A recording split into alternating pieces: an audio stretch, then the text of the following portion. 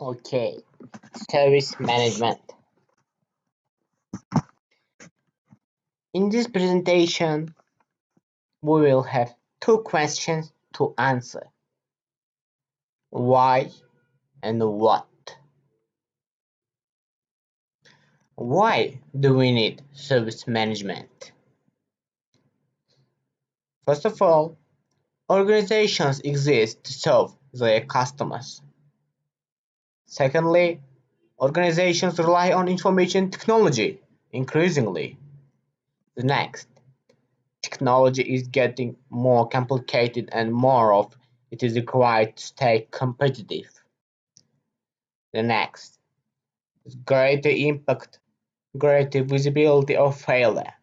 And the next, complex requirements result in complex systems, services, which makes for complicated relationships between the business and IT.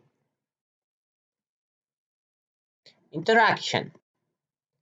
Managing the interaction between end users and the IT organization. The flow of incidents, requests, and problems into the organization. Flow of information from IT to the users as individuals or groups. The interaction between the end user and the different processes within the IT organization. Service desk represents the IT organization to the customer and the customer to the IT organization. Can also be resolver of many incidents and requests. Response to failures. Managing the response to failure of an IT service. Aim is to restore normal service operation as quickly as possible. Additionally, to minimize the disruption to the business. Incident management. Ensure best achievable levels of availability and service are maintained. Improvement. Manage the ongoing improvement process. Identify root causes and get them fixed or publish workarounds.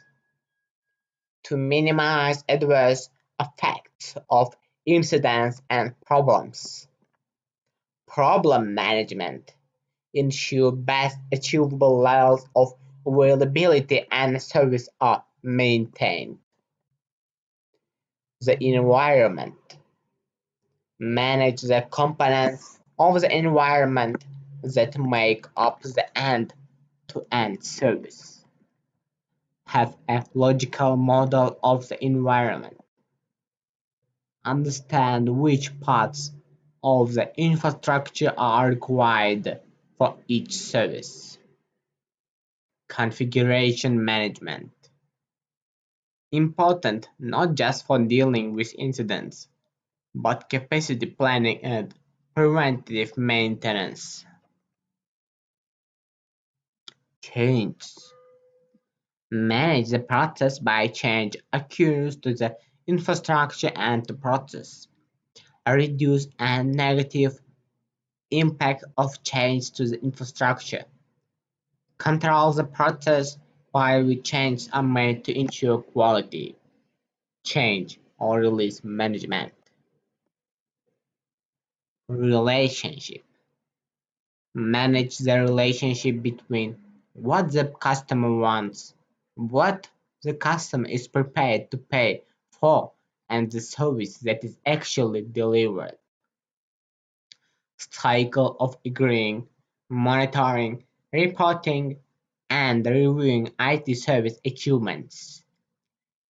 Instigating actions to prevent unacceptable service levels. Service level management. And people are fundamentally important. Need to have the right people in the right roles. Need to be developing them so they remain engaged and committed. Need to be providing coaching and feedback to encourage positive behaviors and correct negative ones. Need to provide them with the right training and tools. And summary